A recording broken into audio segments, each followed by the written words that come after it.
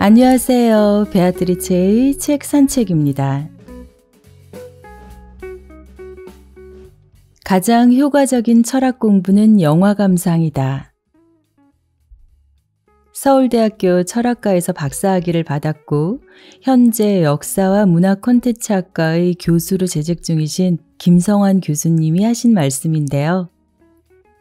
철학 강의 시간에 조는 학생들을 보면서 영화로 철학 강의를 시작한 지가 벌써 30년이 지났다고 하네요.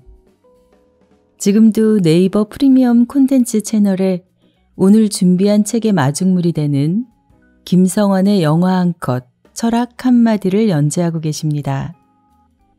책의 서문에 실린 저자의 말 잠깐 들어보실게요. 너 자신을 알라 라는 소크라테스의 철학을 보여주려고 영화를 찾았습니다. 매트리스가 딱이었습니다. 오라클의 부엌에 소크라테스의 말이 현판으로 붙어 있으니까요. 그러다 매트릭스가 신화를 보여준다는 걸 알게 되었습니다. 매트릭스 안에서 체험은 환각 체험이고 신화는 환각 체험을 보존하고 있는 인류의 첫 문화입니다. 모든 영화에서 철학을 찾을 수 있겠다는 생각이 들었습니다. 영화 가위손을 보며 가장 감탄한 건 누군가에게 눈을 선물한다는 아이디어입니다. 자연을 선물하다니 감독 팀 버튼이 누군지 대단하다는 생각이 들었습니다.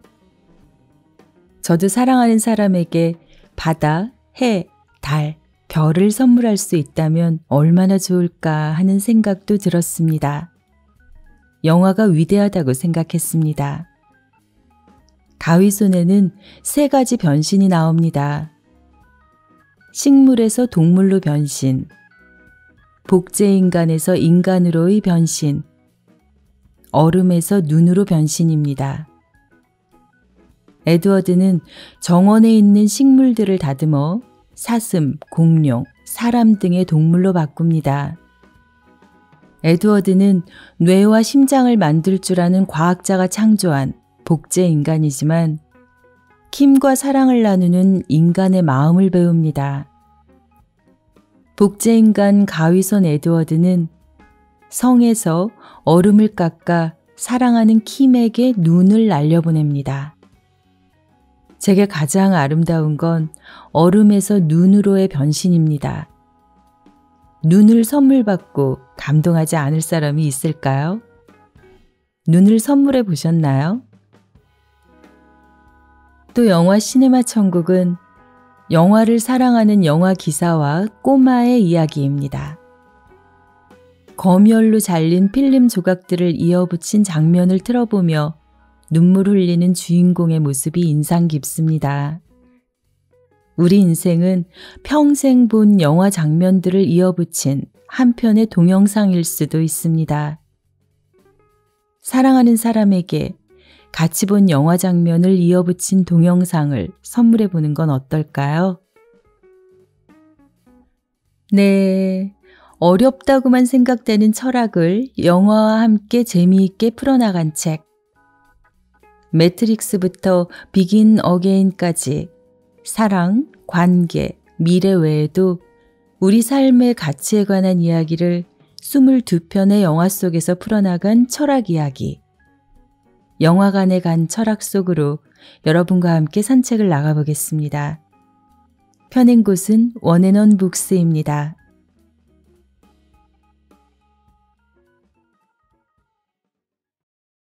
요즘 뉴스를 보면 내 부모를, 내 아이를 잔인하게 해야 하는 심장이 멈출 만한 시급한 일들도 너무 많고 반면 이웃을 향한 가슴이 따뜻한 이야기가 전해져 그나마 차가워진 마음에 미소를 짓게 하기도 합니다. 그래서 오늘은 22편의 이야기 중에 가족에 관한 챕터를 골라봤습니다. 본문 그대로 들려드릴게요.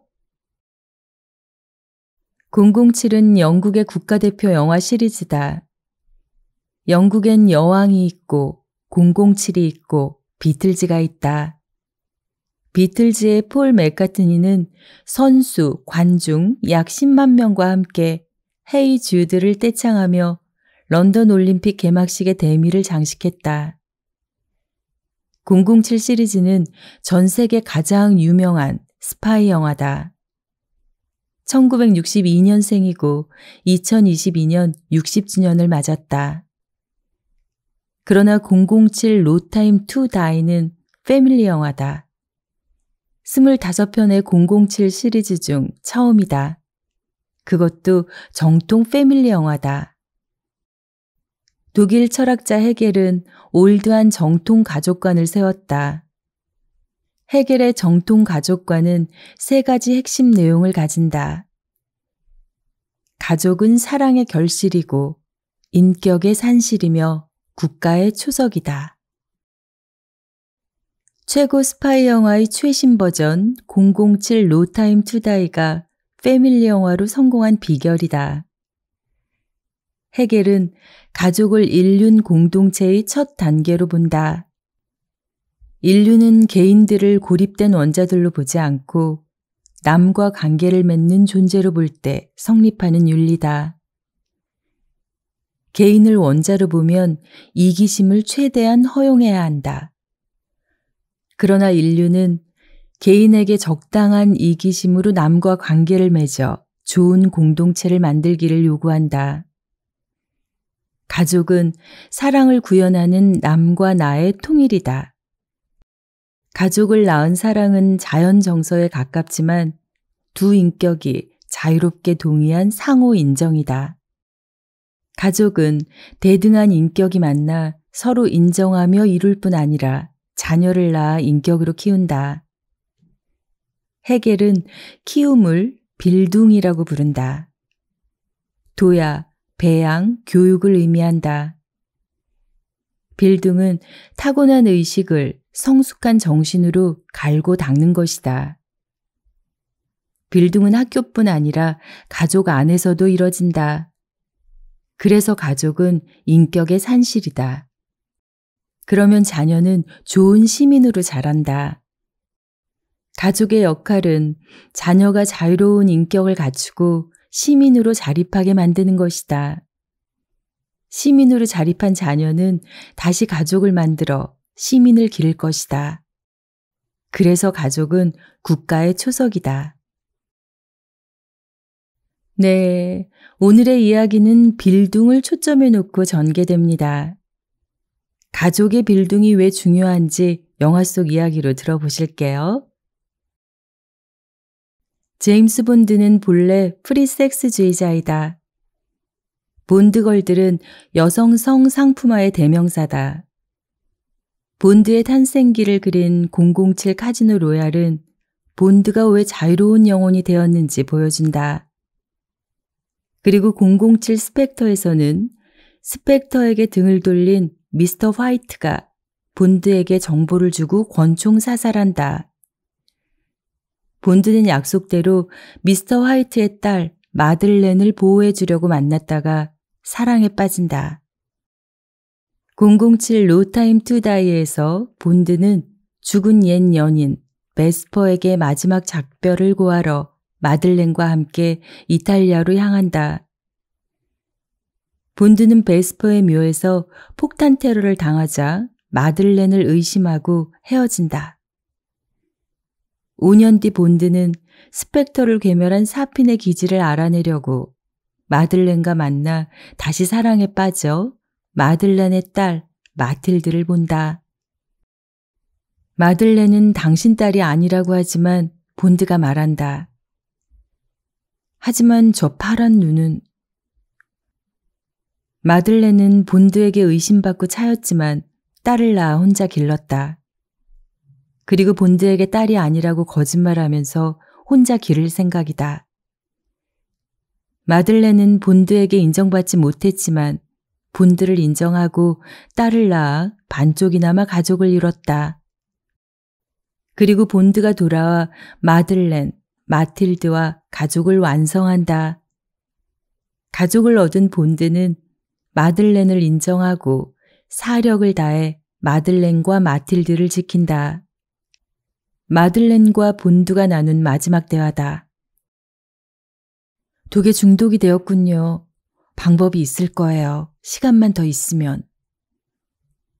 당신에겐 얼마든지 시간이 있어. 사랑해요. 나도 사랑해. 얜 당신 눈을 닮았어요. 알아. 007 No Time to Die의 명장면이다. 본드의 가족은 사랑의 결실이고 인격의 산실이며 국가의 대들보다. 본드는 사핀의 계략으로 손만 대도 마들렌과 마틸드가 죽는 생화학 바이러스에 감염되자 죽음을 선택한다. 본드는 국가와 세계를 위협하는 사핀의 생화학 바이러스 기지를 날리는 영국 미사일에 폭사한다. 딸의 애착 인형 두두를 옆구리에 차고 딸의 파란 눈을 그리며. 마들렌은 마틸드와 함께 본드의 차를 타고 본드와 추억이 있는 이탈리아로 향한다. 빌둥이 시작된다. 마틸드, 이야기 하나 해줄게. 어떤 사람에 대해서. 그의 이름은 본드, 제임스 본드. 딸이 방긋 웃는다. 가족은 유전자로 확인한다. 본드는 마틸다가 자신의 딸이라는 걸 파란 눈을 보고 안다. 마틸드의 파란 눈은 눈 색깔을 결정하는 유전자가 홍채 기질에 소량의 멜라닌 색소를 함유하면 생긴다. 사람의 몸은 약 50조 개의 세포를 가지고 있다. 처음엔 엄마의 난자와 아빠의 정자가 만난 수정란 한 개다. 수정란 한 개가 2개, 4개, 8개, 16개로 늘어나 50조 개가 된다. 세포가 늘어날 때마다 유전자는 자기와 똑같은 유전자를 복제하고 또 복제한다. 그래서 생물학자 리처드 도킨스는 유전자가 이기적이라고 말한다. 이기적인 유전자에 대해서는 알파치노 주연의 영화 대부를 통해 이야기가 펼쳐집니다. 계속 들어보실게요. 생판 모르는 남을 위해 목숨 거니까 정신 나간 놈들이지. 나라가 혈육보다 중요하냐? 그럼 학교 때려치우고 입대해. 했어. 나 해병대 지원했어. 1941년 일본이 하와이 진주만을 공습한 날 큰형 산티노와 마이클이 나누는 대화다. 산티노는 혈육을 위해 목숨을 거는 건 이해할 수 있어도 나라를 위해 목숨을 거는 건 이해할 수 없다. 유전자가 같으면 목숨을 걸고라도 보호해야 하지만 유전자가 다르면 죽어도 되고 죽여도 된다. 혹시 영화 대부를 안 보신 분이시면 깜짝 놀라실 얘기죠? 죽여도 된다. 참고로 대부는 마피아 영화입니다. 마이클과 산티노는 형제니까 유전자 친밀도가 50%이다. 마이클은 여동생 아들의 대부가 되는 날 친부를 죽인다. 유전자가 같아야 죽이지 않는다. 영화에는 누이를 보호하려다가 목숨을 잃는 오빠는 있지만 질부나 조카를 위해 목숨을 바치는 삼촌은 없다. 현실에는 지하철 선로에 떨어진 조카를 구하다 죽은 삼촌이 있다. 자기도 아니고 자기 자식도 아닌데 목숨을 거니까 이타적 행동이라고 평가받는다. 그러나 도킨스의 계산법으로 보면 이기적 유전자 탓이다. 조카와 삼촌은 유전자 친밀도가 25%다. 유전자 차원에서 보면 삼촌은 자기 유전자를 조금이라도 보존하고자 지하철 선로에 뛰어든다. 마이클은 친형을 죽인다. 엄마가 살아있는 동안에는 차마 죽이지 못하지만 엄마가 죽자 엄마의 자식을 죽여버린다. 도킨스에 따르면 사람은 이기적 유전자, 진의 명령대로 살지 않는다. 진의 명령에 거역할 수 있는 밈, 문화유전자가 있기 때문이다. 생물유전자는 유전자를 보존하고 확산하고자 결혼해서 자식을 낳거나 딴살림을 차려서라도 자식을 낳으라고 명령한다. 그러나 독신으로 살 수 있다. 독신이 결혼보다 더 좋다는 문화유전자가 있기 때문이다. 사람의 생각과 행동도 동물과 마찬가지로 이기적 유전자의 명령에 대체로 부합하지만 때론 거역할 수 있다. 그러니까 사람이다. 마이클은 문화유전자 때문에 생물유전자를 버린다.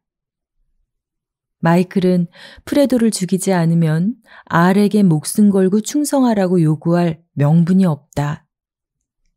생물 패밀리보다 조직 패밀리가 더 중요하다는 게 마피아의 밈이다.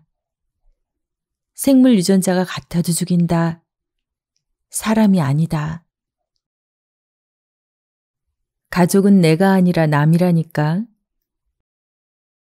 가족은 내가 아니다. 가족은 제임스 본드나 산티노처럼 목숨 바쳐 지키는 남일 수도 있지만 마이클이나 프레도처럼 목숨을 빼앗는 남일 수도 있다.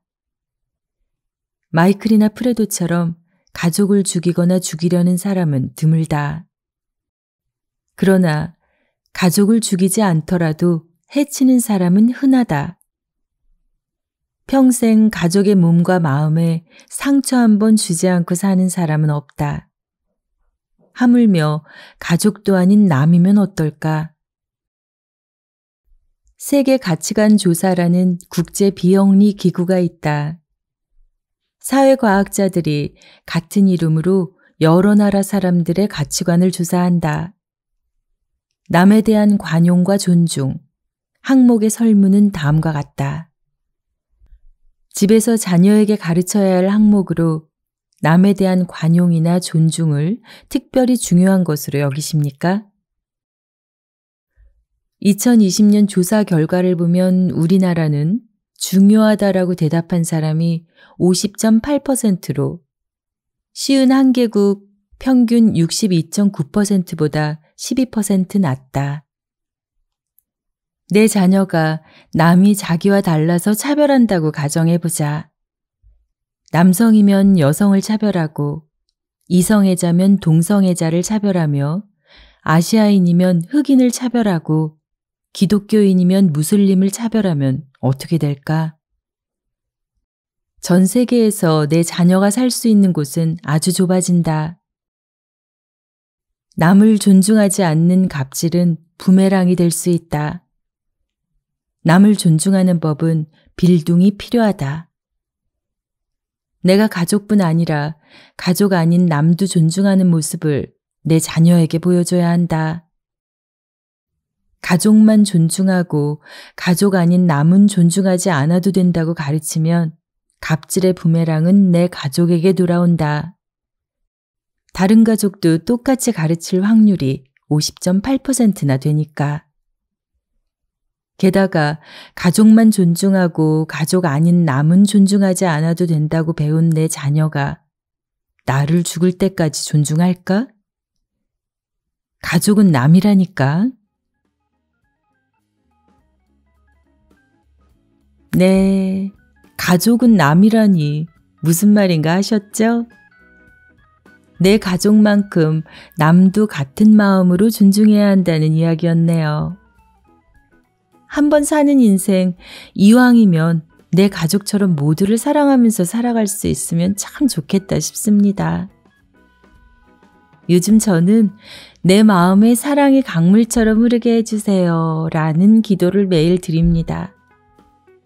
모든 일이든 관계든 사랑이 얼마나 중요한 건지 필요한 건지 하루하루 살아갈수록 너무나 알겠거든요.